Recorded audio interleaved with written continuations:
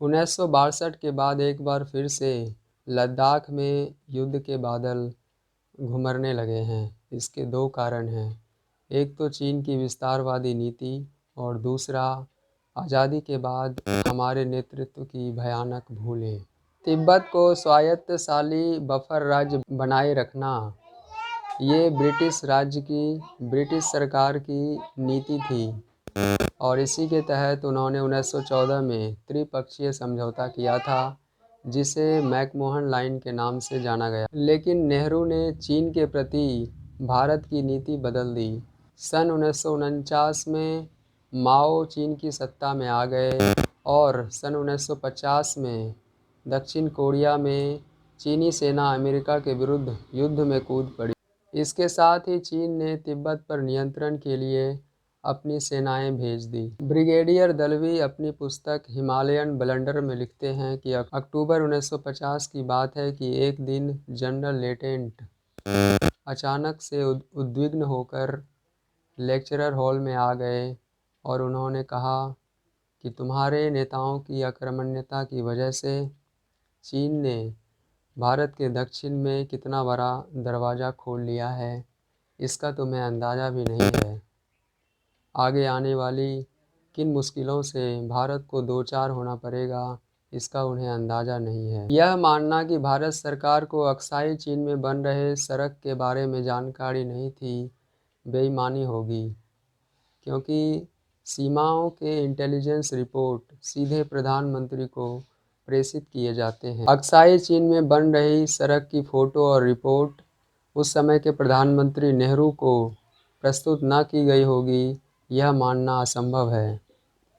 बकौल नेहरू के मुताबिक अक्साई चीन एक ऐसा पथरीला इलाका था, एक बंजर इलाका था, जहां घास का एक तिनका भी नहीं उगता था। तब चीन कोरिया युद्ध में फंसा हुआ था। उस समय अक्साई चीन को छोड़ देने की भारतीय चेतावनी भी पर्याप्त होती। भारतीय एयरफोर्स इतनी सक्षम तो थी कि उस इलाके में चीनी सेना को कार्य करने से वो रोक देती, लेकिन अक्साई चीन में सड़क बनने दी गई। नेहरू चीन को साथ लेकर एशिया फॉर एशियंस यानी एशिया वालों के लिए एशिया जैसे दिवा स्वप्न देख रहे थे। इस दिवा स्वप्न के कारण चीन की तुष्टीकरण हमारी नीति बन गई।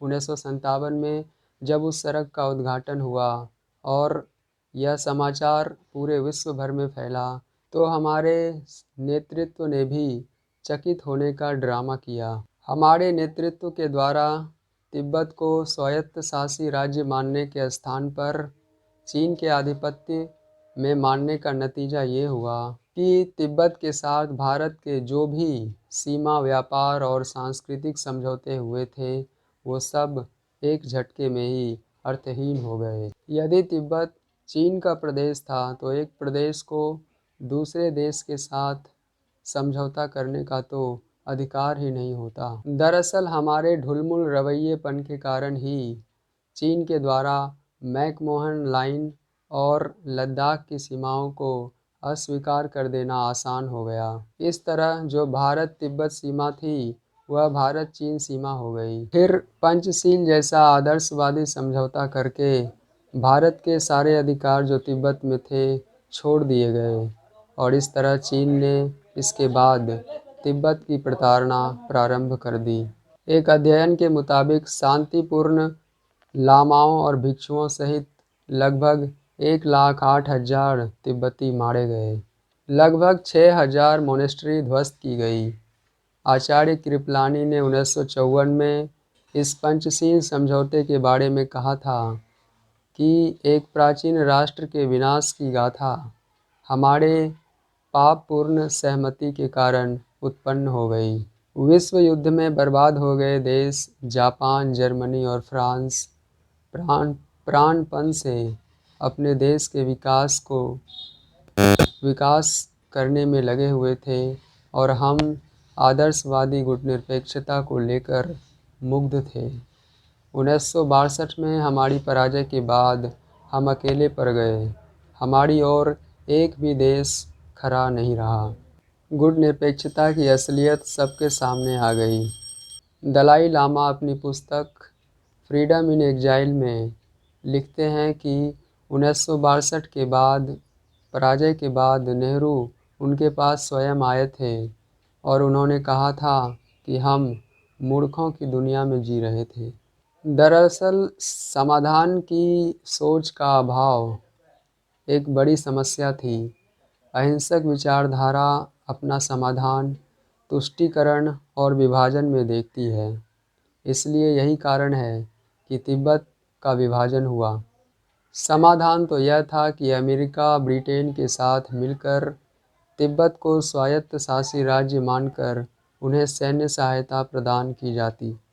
इससे कोरिया युद्ध में व्यस्त चीनी सेनाओं के लिए बहुत कुछ कर पाना संभव न होता। तिब्बत के लिए भी कोरिया की तरह ही शांति सेनाएं भेजी जा सकती थीं, लेकिन इन सब में बाधा हम थे। स्पष्ट सैन्य समाधान के बावजूद कश्मीर विवाद को अनिस्तारित कर स्वयं दो मोर्चों को खोल दिया था। चाहे कश्मीर समस्या हो या फिर चीन तिब्बत समस्या, यह सब नेहरू के नीतिगत पक्षाघात का परिणाम था। पर अब यह 1962 वाला भारत नहीं है।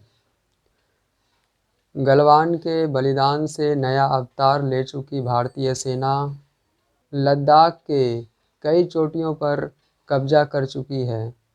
यह चीन के लिए अकल्पनीय है। चीन सीमाओं पर 50,000 सेनाएं, रॉकेट और मिसाइलों की संख्या को लगातार बढ़ा रहा है। चीन के इस रवैये के बाद भारतीय प्रतिक्रिया भी सामने आई है। चुशूल सेक्टर में लगभग युद्ध के हालात बन चुके हैं। युद्ध की आशंका के बाद भी संतोष की बात यह है कि अब यह भारत 1962 वाला, या यूँ कहें कि यह नेहरू वाला भारत नहीं है। धन्यवाद।